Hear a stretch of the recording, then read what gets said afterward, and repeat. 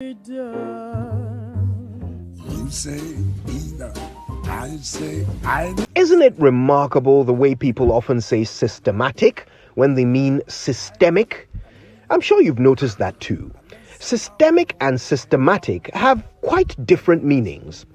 When something is systemic, it affects the whole system, organization, or country. Systematic, on the other hand, means done according to a plan, a method, or a system. So when you say corruption is systematic, you're saying it is done according to a plan, not that it has engulfed the whole system. Systemic is the appropriate word for the sort of corruption that results in state funds being used for a private project, like a cathedral, for example. Yeah, I said it. And I said it right.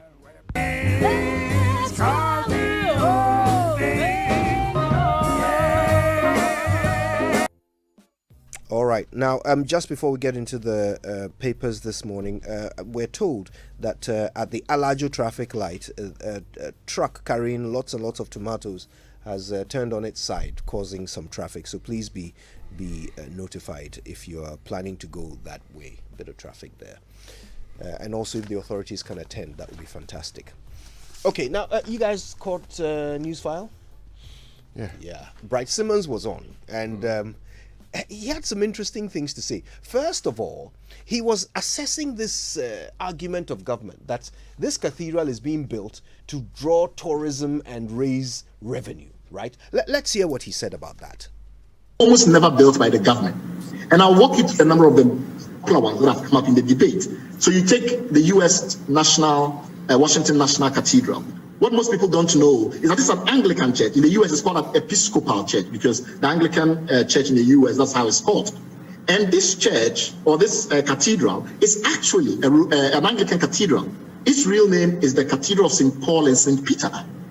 So the fact that it's often called, branded the National Cathedral, doesn't mean that the government of the United States went to find money and pumped it into it. The Christian community and ordinary people in the United States who love it for its history contribute.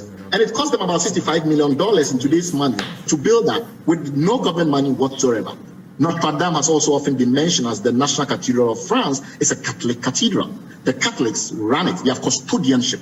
If you go to Jerusalem, you go to the Church of the Holy Sepulchre, you find out that the Greek Orthodox have custodianship in different places, or some of the different nativity sites. You have the Russian Orthodox, etc. So typically you have these custodianship, and then they are responsible for finding the money to put into it. The Israeli government doesn't fund the Church of the Holy Sepulchre. It's not that, that's not how it works. In fact, Notre Dame was recently burnt down, and resources had to be found to restore it.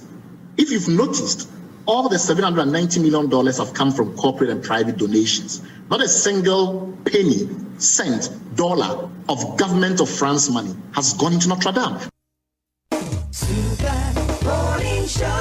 There's something we've been saying for quite a while here that anyway, but we'll discuss that in a moment, because I want us to hear the other thing Bright Simmons drew attention to. David Ajay is one of the best architects in the world, and he is the one who has been given the contract to design this cathedral.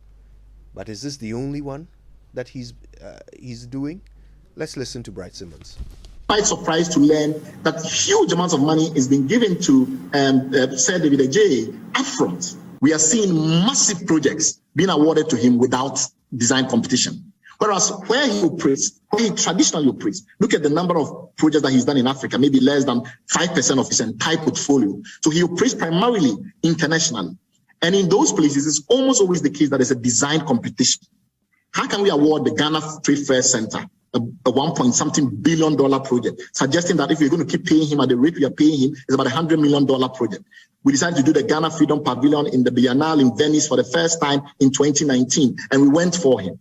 And we're going to pay a huge amount of money. We're going to spend more than $1 billion in Agenda 111. If we use the same scaling fee scales that we've noted that he's been applying, we're going to pay him about $100 million. By the time we are through, we would have paid a single architect more than $300 million as a country. Somebody has to ask some questions. And we argue that, well, he's a renowned architect and therefore we like his work. Why doesn't he compete then? Because then it will be evident that on top of the fact that he's a globally renowned architect, his links to Ghana, his ties to Ghana will also play to his advantage compared to other international architects. But the benefit is that it will bring down the pricing because these are inflated prices. And we are paying huge amount of money to the gentleman. As I've said, we have immense regard for his talent. We have immense regard for his competence. But the way in which the country's money is being funneled, to his studio raises eyebrows. And I think they said that the J himself would not begrudge us the feelings that we are having that something off is happening. Joy 99.7 FM. I know Shikakru and they are very legitimate concerns, to be fair. I mean, people are still asking the questions. How come the Marine Drive project left the people who were doing it and went into the safe hands of David Ajay in the first place? All of these are there. So they've been raised by even the architects in this country. The question they're asking is that can they still teach their students in the various architecture schools and give them the promise that when you get out of school, you can compete very well? Anyway. The essence of a competitive tendering is that others would come in, some with lower prices, very competent. You look at all of it and say, this person can do the job. He meets all the criteria, but his pricing is lower, so we choose his. That's true. But if you give it to one person, and you would see in one of the letters from the PPA concerning the National Cathedral, that it actually suggested to the presidency to beat down the price, to negotiate a reduction in value. It tells you that the Public Procurement Authority at the time felt that this was just too much. So why don't you discuss with him and reduce the price? I agree totally that it's about time we started a competitive bidding for all these projects that are being done by Sir David Ajay. Yes, he has leanings to Ghana, but it shouldn't be the only criterion in deciding everything that we do. especially since we're broke. And I mean, let's be clear. There was a letter from the Chief of Staff asking for sole sourcing in this contract. Okay, so there are laws in this country. We can't have the presidency being seen to break these laws. There are specific conditions under which single sourcing is to be considered. Specific conditions. So I even want to ask the PPA, and by the way, it was under Ejeni Mboating Eje that this was approved. I want to ask, does an architect for a project, a government building, in what way does that meet single sourcing requirements? Was there an emergency? Were we seeking a product that he has the unique patent for? Yeah. There are specific rules. Before you ask AB&J, if you look at the act, it doesn't. So why are we obviously breaking the law? Why are we doing that? The Chief of Staff wrote that letter. AB&J approved it. The documents are there. If it doesn't meet single sourcing requirements, they've broken the law. Let's not pretend. Anyway, later we'll talk about this whole idea of cathedrals and how they are funded. And let's also bring in the fact that they are historic buildings. That's what attracts people to them. They'll come and see artifacts and historic things that existed years ago. If someone in Cape Coast tomorrow builds a castle, says, I've built a castle, so tourists come and look at it. What are they coming to look at? That's why you must develop Confanoche's home and shrine. Okay, that me personally. No, you're Mindful of your connections. Mindful of my connections. Last week you said the same thing. Confanoche University. Yeah. But that's why you develop our shrines. Okay. As much as we may want to tell ourselves we're a Christian nation, we're a secular state. Absolutely. And because we're a secular state, whatever is going to get us tourists is what we do. Our history is our history. Confanoche. It's very, very important we develop the shrines of Confanoche, the Konede shrines. We should be developing these areas. The sword of Confanoche at the, I don't say it's Confanoche Teaching Hospital, right? Yes. Yeah, because of your Confanoche problem, I didn't please. I was come and blame me. Yeah, that how well have we even evolved that? Recently, I read a story in Israel. They say they found a similar sword of a monk way back, and if you see the investment they intend to push into that, it's very important that maybe we look at if we still want to do tourism. But let's not forget, we're told here that the best way to push our tourism is to invest more into food miles and other things. Let's go to the Perhaps news review. we should look elsewhere. Well, that's also an option. All right, the news review is brought to you by Milo Energy to go further, Enterprise Life's Family Income Security Plan, Enterprise Your Advantage, and First Atlantic Bank, refreshingly different. What's in the papers? Flood water still causing problems. Ankafo prison flooded, and you could see very terrible pictures from there. And over the weekend, there were other places too that reported similar stories. Commercial banks are not supporting Agric Drive. This is the Minister for the sector speaking. And relief for small marginal farmers, 24.98 million Agric assembling plant in the offing. India's Exim Bank is financing this project for us, and that's the Daily Graphic. The other stories, though, there's a very terrible story that, mindful of how the state is telling us about the Ukraine-Russian war, NATO is saying that we should be contemplating the possibility of Ukraine war lasting for years. And, well, it means that for those of us here, we should be very much worried about this development. In fact, it looks like in Ghana, it is in our interest that this war ends more than any other state in the world. Of course. But we were caught with our pants down. Yeah. I remember a lot of us, including perhaps even Winston and I, thought that this thing would end in weeks. Man. In a month. Okay, In fact, I projected out in 1 month. No, right. And it's the month. stretching out. Now we're starting to understand the complexity of it. But I don't know whether our policies are responding accordingly. Are we thinking anew?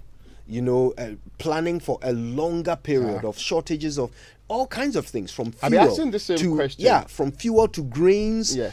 All of these things that we depend so fertilizer that we depend so heavily on that region for. What's our plan B? Well, you've asked a very important question. What's our plan B? It doesn't look like we have one, or maybe we have one that we are not aware of. Yeah, It's you're a not being secret. told. It's a Yes. secret. But if you look at where we find ourselves currently, these were some of the things we anticipated, and that started the planting for food and jobs. That's my analysis of it. So if you anticipated that there could be a time when you may not have enough food, and so you started the planting for food and jobs, and unfortunately 5 years into the planting for food and jobs, you're here complaining about Russia and Ukraine, it means that project has been a failure. And it tells you a lot of the things we do in this country. Give it all the slogans. You remember sinking funds? Yes. That we will need money to do some of these things in the future when we need them more. All of the other contingency funds we put together. Yes, and you see, here we are. Here we are today. And appears there's no money there. Look, let me get to the Ghanaian Times. It talks about that story, the destruction in the central region, 700 houses submerged in downpour, and prison officer drowns. He was trying to help, and unfortunately he drowned. Terrible. Sad one. So another life lost to floods. Injured teacher seeks justice in Islamic SHS shooting. And back page says, RTU thrash Hatso folk to survive. And Wafa 11 Wonders Sharks relegated. Sad one there. Well, the Daily Guide is reporting this morning Ashanti NPP appoints 7 and D-Day for MPP chair aspirants. That's also on the front page. There's ENI Vetol appeal has been dismissed. Jail sentence for public servants. That's also on the front page of the Daily Guide. Let me get to the Business and Financial Times. GRA chases landlords for rent tax. BOG optimistic about ease of inflation. So we're told that in the first week of June, based on the Bank of Ghana's own analysis, they've realized that there seems to be some easing of a rate of inflation. So not a bad one. I don't know what the increase in petroleum products over the last week will do to this, and the proposed increment in transport fares by GPRTU will do. But according to the head of research of the Bank of Ghana, Dr. Philip Otu, he says that per their analysis, the increase that we will see in June would not be like the increase we saw over the last 2 months. So over the last I'm months. hoping for single digit. Okay. Based on the foregoing, Yes. it's not possible Yes. that we would end with our target of plus or minus 8%. Yes. So like 6 to 10. It doesn't look like that. And offshore investors further reduce stake in local equities market, and so it comes with values. And we're told that initially they used to control a huge chunk of our equities market. But now there's been a reduction in there, and that's what it's talking about. So there's now 61% foreign to 39% local. Now, right. they Finder. One more, yeah. Yes, it's reporting this morning. President inaugurates $217 million phase 2 of UGMC and NHIA to include mental health treatment in NHIS. Finally. Yes. Finally. Thank God for that. Crash deaths rise to 1,140 in 5 months. This is 8.8% decline, though, compared to last year. Progress. Okay, the online review is brought to us now by Zenith Bank in your best interest, Goyle Good Energy, and Eden Heights Luxury has a new destination. I think we have some issues with our screen when it comes to the online stories. But before then, let me tell you about Goyle. Go on. Because Goyle, your oil marketing company of choice, keeps making life so convenient for you. And go on and access Momo for all fuel purchases at selected stations. Just remember to Momo it at Goyle, and that's not all. You can also use your bank card to buy fuel at Goyle, and this is made possible by APSA. Drive to Goyle stations now, buy your fuel, pay by Momo or a bank card, and you're good to go. Visit Goyle social media platforms: Facebook Goyle.official, Instagram Goyle_GH, and on Twitter Goyle_official for more information on the service stations. You can conveniently use Momo. Goyle Good Energy, Goyle. Yeah, dear. Now, have you updated your records at Zenith Bank with your Ghana card yet? From July 1, 2022, the Ghana card will be the only form of identification that will be accepted by Zenith Bank Ghana Limited for all banking transactions in person and online. So please go to any Zenith Bank branch across the country today with a valid copy of your Ghana card to update your records. It's quick, it's seamless, it's Zenith Bank in your best interest. Okay, so myjoyonline.com this morning: more than 1,000 homes affected in the Komenda floods. Ghana Airport Company Limited confirms death of male passenger who arrived from the US on Friday. Use Cape Coast Yamransa Road to Chifopraso, and that's the Ghana Highway Authority, following the collapse of the bridge over there. Central region really suffering from the floods. Also on citynewsroom.com this morning, we have this major story. We may withdraw soldiers deployed for prepaid meter installation. That's the Yellow Krobo MCE. Okay, then let's bring you the BBC News. Brought to us by Fidelity Bank, believe with us, and Edlom Housing, where quality and spacious homes cost less, and Millennium Insurance, your trustworthy partner. This is a bank, First Atlantic Bank, a shining purple star to brighten